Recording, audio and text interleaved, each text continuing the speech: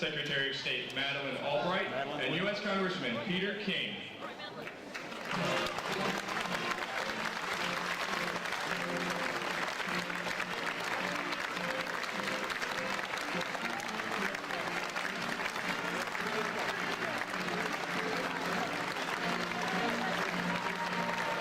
All of the Foreign Service personnel that, as a member of the International Relations Committee in the House, I want you to know that she's always in there advocating and fighting on your behalf.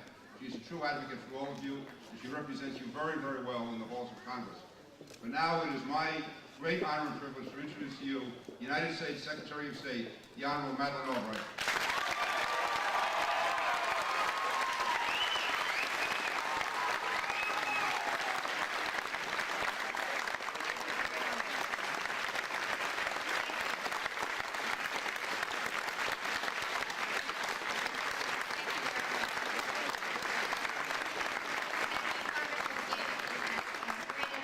And it's very nice to have you tell all these people and the President of the United States that I really do fight for them. I appreciate it. Ambassador Collins and all of you here, thank you so much for the extraordinary efforts of the last couple of days of our invasion. I have a double honor today, and first it is to introduce to you the President of the United States, and second to introduce all of you to the President of the United States, because the men and women of this community are really the best that we have to show in terms of how our embassies work with the Foreign Service nationals and how really hard they are there every day for us. And I think the last 2 days have been truly successful thanks to them, unless of course you count the balmy weather and the stock market, two problems that I think even Embassy Moscow can't control. My only regret about these last 2 days, Mr. President, is that you did not build on the tradition that Foreign Minister Primakov and I started, and that is to sing with President Yeltsin. Yevgeny Maximovich and I have quite a show going now, and we are known for it. We thought it would that was the new modern diplomacy, and that you might try it with President Yeltsin. As the President alluded to in his speech yesterday, there are some people back home who didn't think that he should come to Moscow this week. And apparently they thought that because Russia is at a decisive moment in history, and because it is making very serious choices today, that we had no business here. But the truth is that America does have a role to play as far as Russia is concerned, and whether we play it well or badly is very important. And I can assure you that I was very proud to be here with the President, who represented us very well and made very clear what American values were and how we can be helpful. As I was listening to the President's speech yesterday, I was struck that if you took out the references to Pushkin and Chekhov and Petrozavodsk, that was a speech that the President could make to any city back in the United States. America has been free for 222 years and Russia for only 7. But we do face very serious challenges in adapting our economies to the rules of the global economy and control. I am delighted to be back here at our embassy. I'm delighted to see all of you. I thank all of you who brought your children here today, because the work we have been doing in the last 2 days will probably affect the lives of the children in this audience even more than those of us who are already grown. I want to say a special word of thanks to Ambassador Jim Collins for all he has taught the rest of us about Russia and for a lifetime of dedicated service. I thank John Teff, the DCM, and John Ordway, who did a lot of work on our visit. I'd like to thank Congressman King for coming with us, and we leave here, Congressman King and I are Irish, and we leave here, we're going to Belfast. And I never saw, it's the smallest country in the world where people get in so much trouble, but I think they're about to make peace with each other, and in no small measure will be because of the work that this congressman and many others have done for many years, and I thank him for that. I thank Secretary Albright for her sterling leadership, and she does fight for the budget of the Foreign Service. And we have done a little better but maybe we'll do better still. If we can just get enough members of Congress to go on enough foreign trips with us, I think that you can take care of the budget of the Foreign Service. I want to thank all of you for your work here, those of you who are American citizens and Russian nationals. I want to thank you for the work you do outside the embassy. I know a lot of you are involved in charitable work and working with children, and I appreciate that because that represents America at its best as well. And I won't go through all the details of what we've been working on the last 2 days, but let me just say it is very important to the future of our country what happens in this country. It is very important that we work together for peace and freedom and prosperity.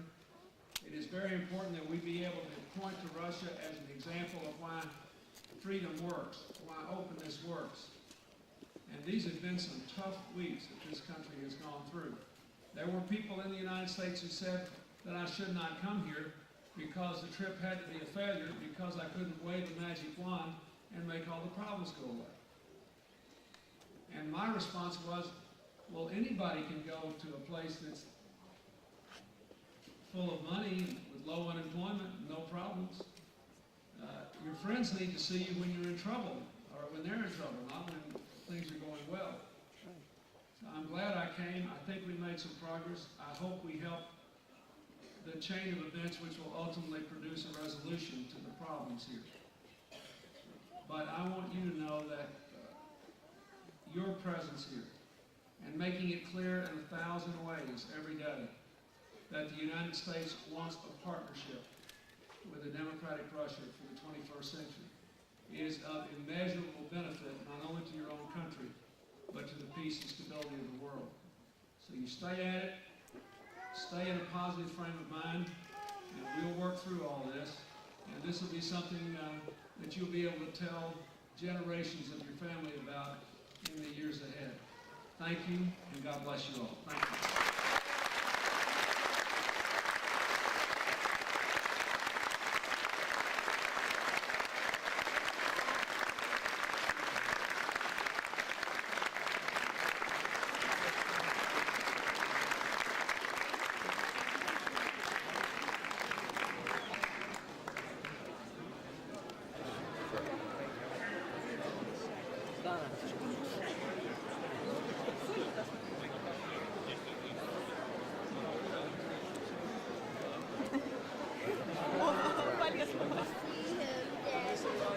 Sasha.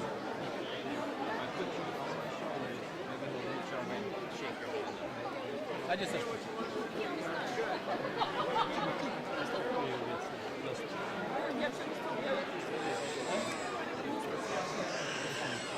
А Саша?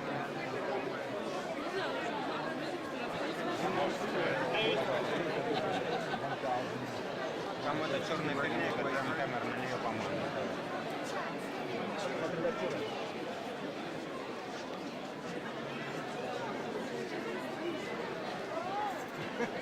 There you go.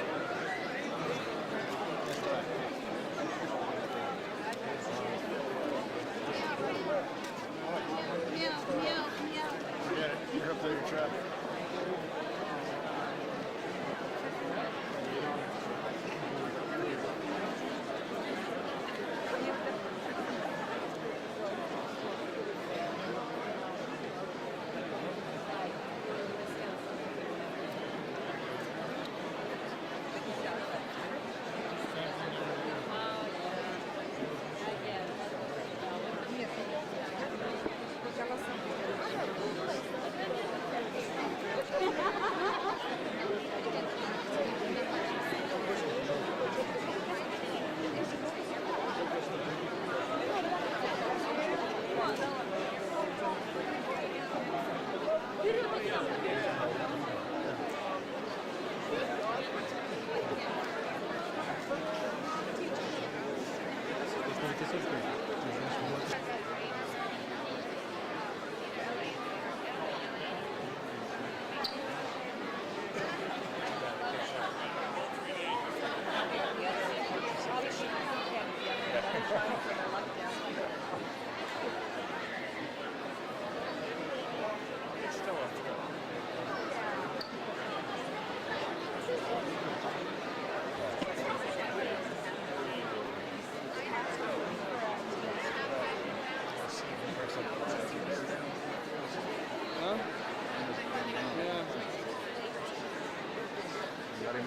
I got him.